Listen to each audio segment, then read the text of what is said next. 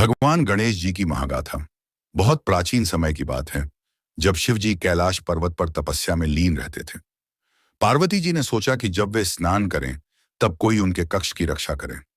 उन्होंने अपनी शक्ति और शरीर की मैल से एक बालक की मूर्ति बनाई, उसमें प्राण डाले और उसे पुत्रवत प्रेम दिया। उसका नाम रखा गणेश। गणेश एक आज्ञाकारी पुत्र बन गए। एक दिन जब पार्वती स्नान कर रही थीं, शिव जी वहां लौटे। गणेश जी ने उन्हें रोक दिया। शिव जी ने समझाने की कोशिश की, लेकिन गणेश अडिग रहे। क्रोध में शिव ने त्रिशूल चलाया और गणेश का शीश काट गिराया। पार्वती जी ने यह देखा तो उनकी करुण पुकार से त्रिलोक कांप उठा। वह काली रूप में प्रकट हुई और संपूर्ण सृष्टि को विनाश की धमकी दे दी। तब ब्रह्मा, विष्णु और शिव ने समाधान किया और उत्तर दिशा में भेजे गए गणों ने हाथी का सिर लाकर गणेश के धड़ पर स्थापित किया। पुनः प्राण फूंके गए और गणेश जी पुनर्जीवित हुए। उन्हें वरदान मिला, सर्वप्रथम पूजे जाओगे। एक बार एक राक्षस गजमुख ने घोर तप कर वरदान पाया कि कोई अस्त्र उसे न मार सके।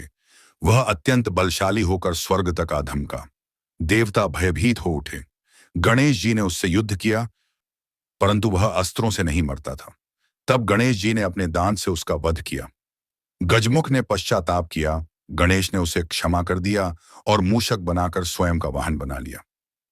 एक बार मुनियों ने शिवजी से प्रश्न किया, आपके दो पुत्रों में श्रेष्ठ कौन? शिवजी बोले, जो तीनों लोकों की परिक्रमा सबसे पहले करेगा, वही श्रेष्ठ। कार्तिकेय अपने मयूर पर उड़े। गणेश ने माता पिता की 7 परिक्रमा की और कहा, मां पिता ही ब्रह्मांड हैं, उन्हीं की परिक्रमा सच्ची है। शिव पार्वती प्रसन्न हुए और गणेश को श्रेष्ठ घोषित किया। महर्षि वेदव्यास ने जब महाभारत की रचना करनी चाही, तो वे किसी ऐसे को खोज रहे थे जो दिव्य गति से लेखन कर सके। उन्होंने गणेश जी का ध्यान किया। गणेश जी ने कहा, मैं तभी लिखूंगा जब आप बिना रुके बोलेंगे। वेदव्यास बोले, तब तुम बिना समझे नहीं लिखोगे। लेखन आरंभ हुआ।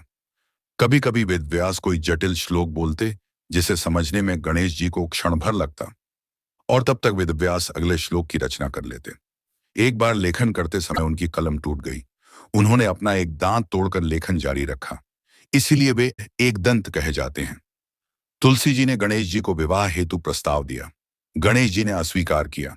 क्रुद्ध होकर तुलसी ने उन्हें विवाह बाधित रहने का शाप दिया।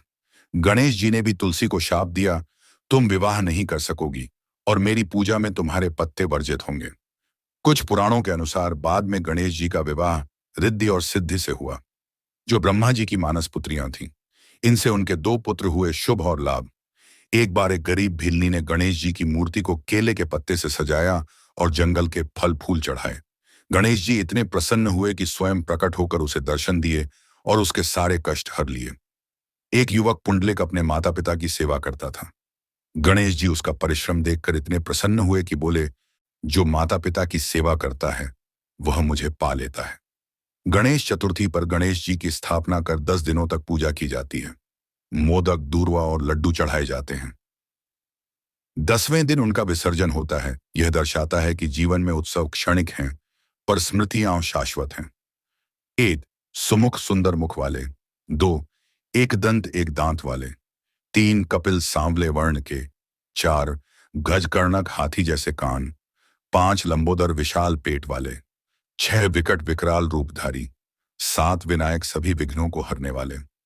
8. धूम्रवर्ण धुएं से ढके वर्ण वाले। 9. भाल चंद्र मस्तक पर चंद्र वाले।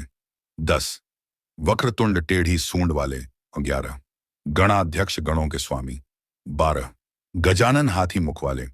भगवान गणेश केवल एक देवता नहीं, बल्कि बुद्धि, विवेक, विनम्रता और समर्पण के प्रतीक हैं। उनकी कथाएं हमें सिखाती हैं कि केवल बल नहीं, बल्कि बुद्धि और भक्ति ही सच्ची विजय दिलाते हैं।